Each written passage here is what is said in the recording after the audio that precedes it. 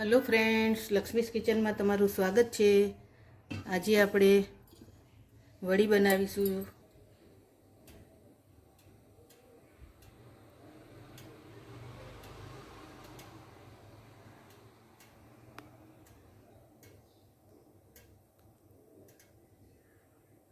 એટલે કે વડીની સબ્જી બનાવીશું। અહીંયા મેં વડીને અડધો કલાક પહેલાં ગરમ પાણીમાં પલાળી દીધી છે, તો ફૂલીને આવી સરસ થઈ ગઈ છે। એને ઢાંકીને આપણે સાઈડમાં રહેવા દઈશું અને આપણે એક ગ્રેવી બનાવીશું સબ્જી બનાવવા માટે। તો અહીંયા મેં ડુંગળી લઈ લીધી છે, એક ટામેટું મોટું લઈ લીધું છે, 2 મરચાં લીધા છે અને 8 થી 10 લસણની કળી લઈ લીધી છે। તેને આપણે મિક્સરમાં ગ્રાઇન્ડ કરીશું એની ગ્રેવી બનાવવા માટે, કેમ કે આપણે ઓઇલ ફ્રી બનાવવાના છીએ સબ્જી। એમાં આપણે 1 ચમચી પણ ઓઇલ બટર કંઈ જ નહીં લઈ લઈએ। તો આપણે ગ્રેવી બનાવીશું પહેલાં એના માટે। ગ્રેવીમાં 5 થી 6 હું વડી પણ લઈ લઉં છું અંદર।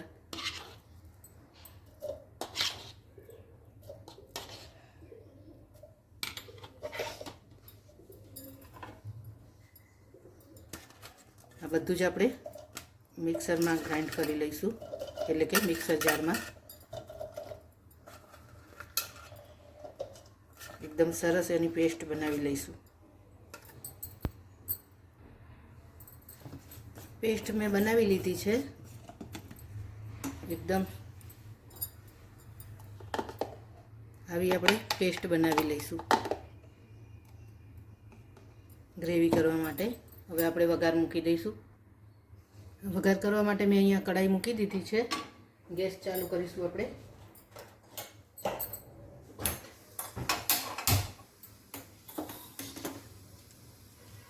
कढ़ाई थोड़ी गरम थाय एटले आपणे एमां एक नानो टुकड़ो तमालपत्रनो लीधो छे, अडधुं लाल मरचुं, 2 लविंग अने 1 मरी लीधुं छे। आपणे तेल तो एड करवानुं नथी अंदर, ए मूकी दईशुं।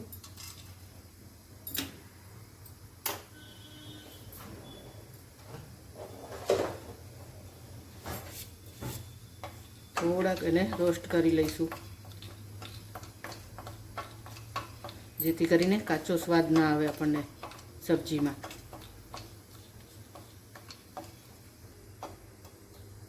थोड़ुंक रोस्ट थई जाय एटले आपणे थोड़ोक अजमो एड करीशुं अंदर।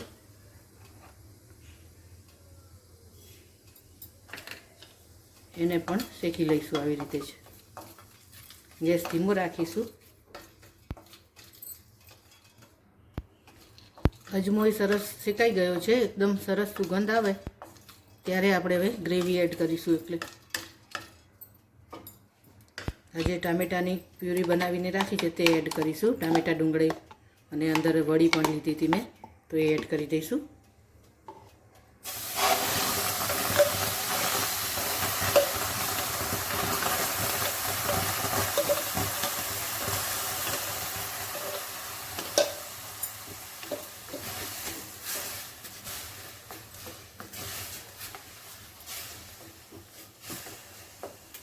थोड़ी हींग एड करी दईशुं अंदर।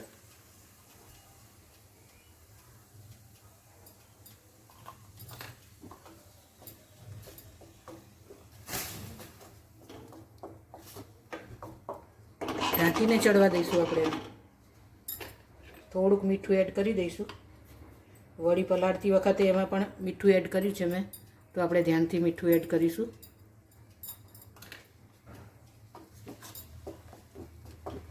ढांकीने ग्रेवी ने चढ़वा दईशुं आपणे।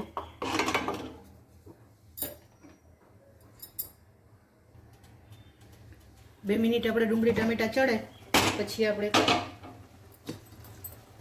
आ मिक्सर जार में ग्रेवी चोटी थी, तो आपणे आ जे वड़ी पलाળી छे ए ज पाणी लीधुं छे मैं अंदरथी अने एमां एड करीशुं। वड़ी आपणे धोईने पलाळवानी એટલે એનું પાણી આપણે ઉપયોગમાં લઈ શકીએ।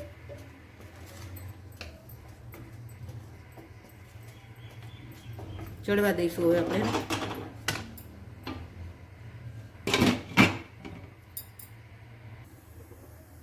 આપણી ગ્રેવી ચડે ત્યાં સુધી આપણે એક મસાલો તૈયાર કરી લઈશું। એક બાઉલ લઈ લઈશું. એમાં આપણે 2 ચમચી દહીં લઈ લઈશું.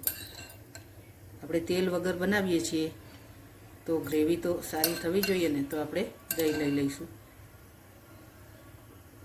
2 ચમચી દહીં લઈશું. એમાં બધા મસાલા કરી લઈશું. હળદર એડ કરી દઈશું.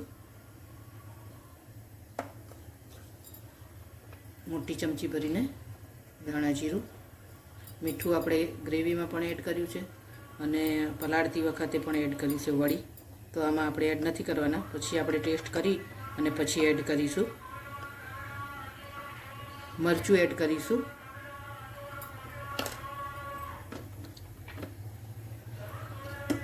અને આ વડીનો મસાલો છે, સ્પેશિયલ વડી મસાલો છે ગ્રેવીનો, તો એ એડ કરું છું. 2 ચમચી ભરીને છે તો એડ કરી દઉં છું. મિક્સ કરી લઈશું બરાબર. થોડુંક આપણે જે વડી પલાળી હતી એનું પાણી એડ કરીશું અંદર.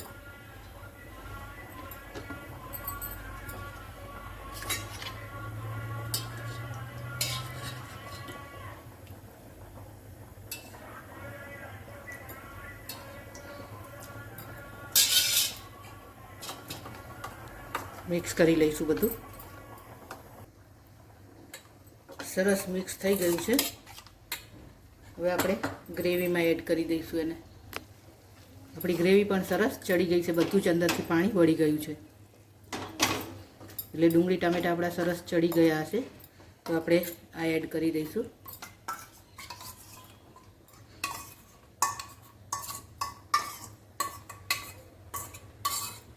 થોડુંક પાણી નાખી અને લઈ લઈશું અંદર. પાણી આપણે વડી પલાળી હતી તે જ લઈશું.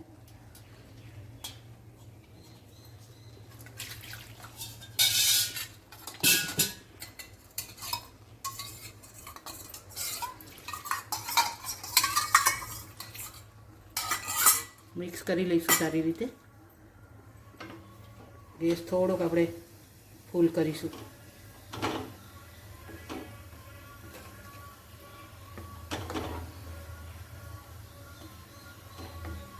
થોડુંક પાણી બીજું એડ કરીશું હજુ.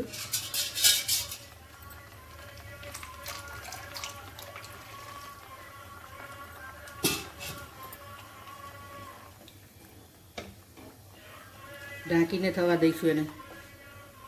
ઘટ થાય ત્યાં સુધી થોડુંક થવા દઈશું ઢાંકીને.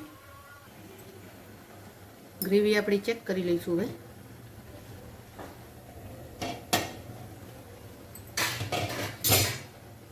સરસ ચડી ગઈ છે.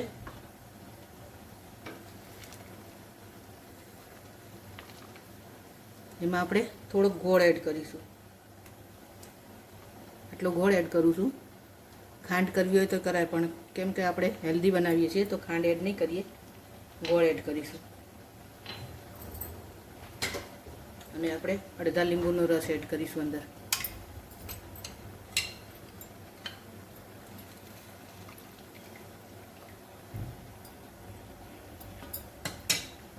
મિક્સ કરી લઈશું.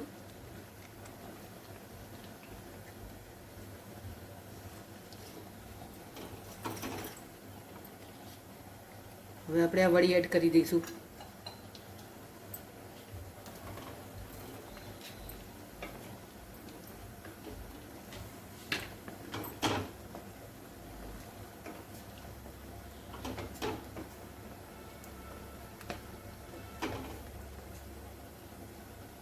થોડુંક પાણી એડ કરીશું હજુ, કેમ કે હું રાઈસ સાથે ખાવા માટે બનાવું છું વળી.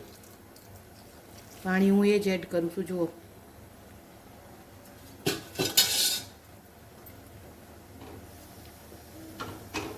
ગ્રેવી અને વડી સરસ ચડી જાય એ રીતે મિક્સ થઈ જાય એ રીતે આપણે હવે એને ચડવા દઈશું થોડીક વાર, કે વડીમાં સરસ સ્વાદ આવી જાય એનો.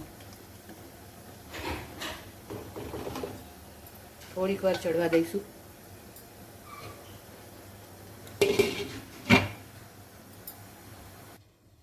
આપણી વડી ચડે ત્યાં સુધી આપણે એક બીજો મસાલો તૈયાર કરીશું. એક વાટકી લઈ લીધી છે મેં. એમાં આપણે 2 ચમચી જેટલો ચણાનો લોટ લઈશું. વધારે નથી લેવાનું, આપણે 2 ચમચી જ લેવાનું છે. અને આ વડી બની જાય એના પછી એડ કરવાનો મસાલો આવે છે, તે લઉં છું 1 ચમચી હું.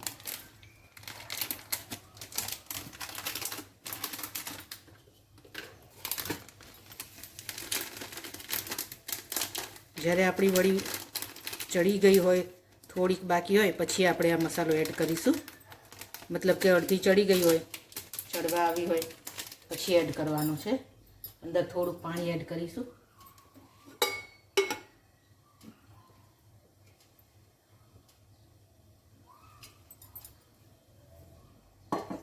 અહીંયા મેં ટેસ્ટ કર્યો તો મીઠું થોડુંક ઓછું લાગે છે, તો હું થોડુંક મીઠું એડ કરી દઉં છું અંદર જ.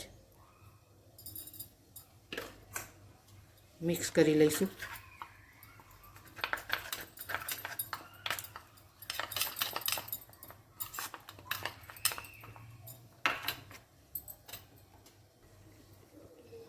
આ ચણાના લોટ અને વડીનું મસાલાવાળું મિશ્રણ છે તે આપણે અંદર એડ કરી દઈશું.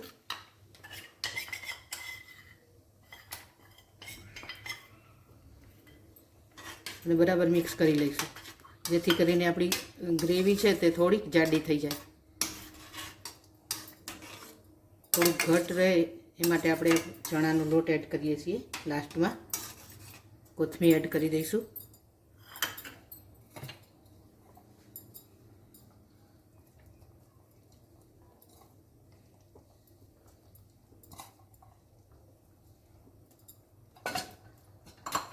અહીંયા મેં એક લીલું મરચું કાપીને રાખ્યું છે, તે એડ કરી દઉં છું. મિક્સ કરી લઈશું બધું બરાબર.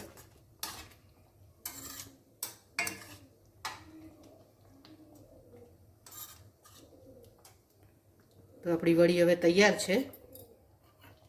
2 મિનિટ એને ચણાનો લોટ આપણે એડ કર્યો છે તો ચડવા દઈશું, પછી ગેસ બંધ કરી અને સર્વ કરી દઈશું. કેમ કે ચણાના લોટને ચડતા તો વાર નહીં થાય, વડી તો આપણી ચડી જ ગઈ છે. તો ફ્રેન્ડ્સ, તૈયાર છે આપણી ઓઇલ ફ્રી વડીનું શાક.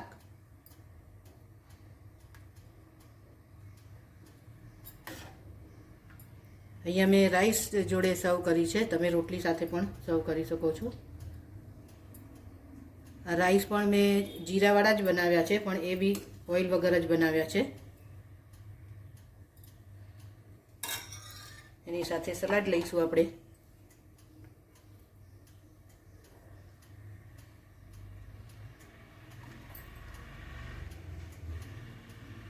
ફ્રેન્ડ્સ, તમને આ રેસીપી કેવી લાગે છે મારી? સારી લાગતી હોય તો મારી ચેનલને સબસ્ક્રાઈબ તો જરૂરથી કરજો તમે. થોડીક કોથમીર ભભરાવીશું ઉપર.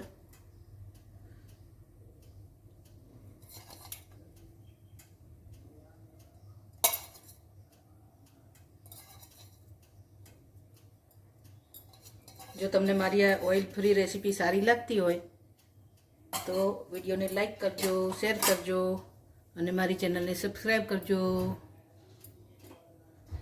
એન્જોય.